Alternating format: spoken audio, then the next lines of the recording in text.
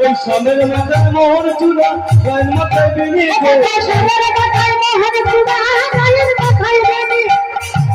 মোহর চূড়া গায়ের মাথায় বেনি